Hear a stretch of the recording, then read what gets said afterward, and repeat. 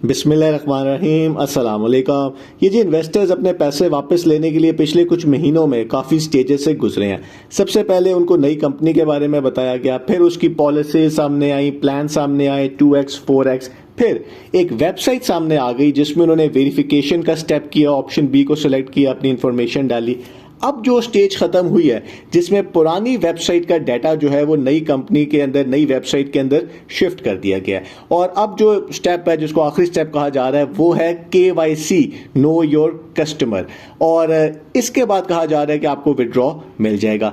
Company इसके बारे में अपनी पॉलिसी बता चुकी है कि जो आपका प्रोफाइल नेम है, जो आपके अकाउंट के अंदर आपका नाम आ रहा है प्रोफाइल, वो आपके ID कार्ड के साथ मैच करना चाहिए। और अगर आपने बच्चों के नाम पे अकाउंट बनाया है तो जो बेफॉर्म का नाम है वो प्रोफाइल नेम के साथ मैच करना चाहिए। कहने को तो ये बड़ी आसान सी पॉलिसी है, लेकिन इतना आसान ये है नहीं, और काफ़ी ज़्यादा इन्वेस्टर्स हैं जिनको इसमें इशू भी आ रहा है। तो क्या इशू है वो आज की वीडियो में देख लेते हैं।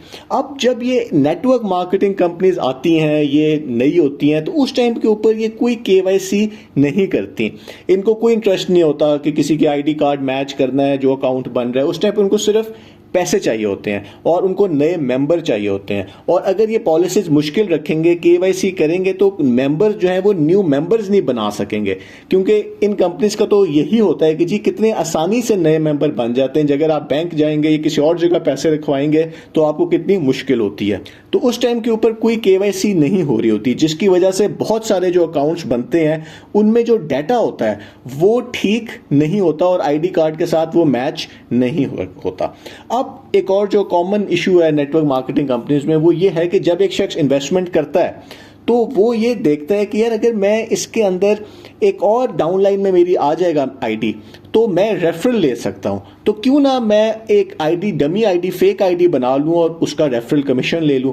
तो काफ़ी लोग जो नई इन्वेस्टमेंट करना भी चाहते हैं तो वो सबसे पहले अपने डाउनलाइन के अंदर लोगों को लगा देते हैं और रेफरल कमीशन भी लेने की कोशिश करते हैं।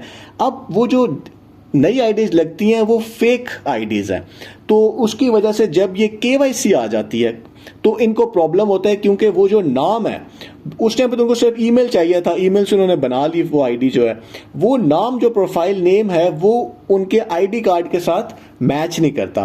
कंपनी को सारा कुछ पता होता है कि ये लोग कर रहे हैं, फेक आईडीज बना रहे हैं, लेकिन वो उस टाइम पे खामोश रहती हैं। दूसरा जो ग्रुप है वो है जिसमें जो नेटवर्कर्स होते हैं, जो किसी भी एरिया के अंदर, मोहल्ले के अंदर मेन वो बड़े अच्छे, वो बोलने में बड़े तेज होते हैं।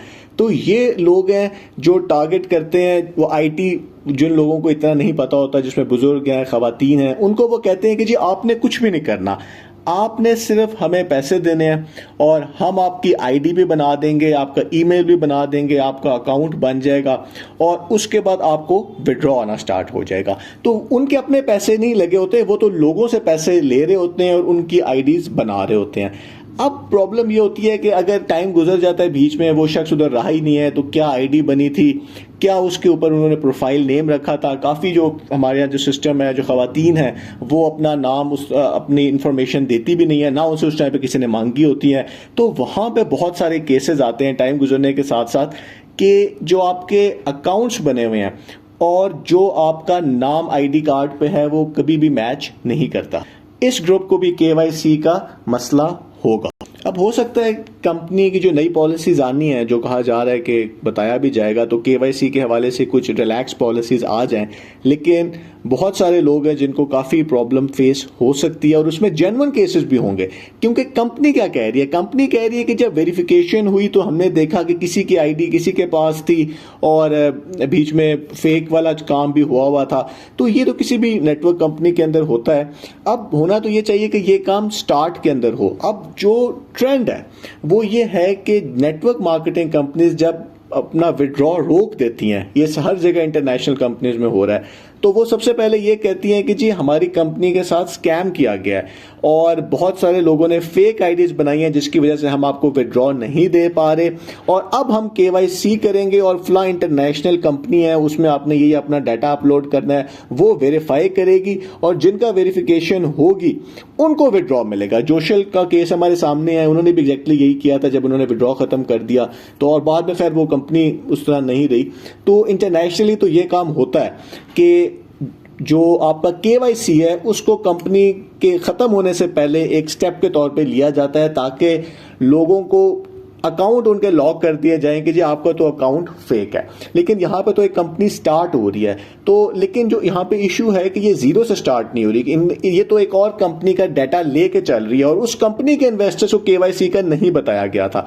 तो सवाल यही है कि जो पॉलिसी पहले नहीं बताई गई थी और उसकी बेस के ऊपर अकाउंट्स बन गए हैं, तो क्या उसकी सजा इन्वेस्टर्स को मिलेगी? तो इस तरह के इश्यूज हैं इस टाइम के ऊपर। देखते हैं कि किस तरीके से केवाईसी का मसला हल होगा, क्योंकि अगर केवाईसी नहीं होगा तो फिर इस टाइम के ऊपर जो पॉलिसी है आपको विड्रॉ में मुश्किल हो सकती है। तो चलिए देखते हैं कि क्या नई अपडेट आती है। बहुत बहुत शुक्रिया।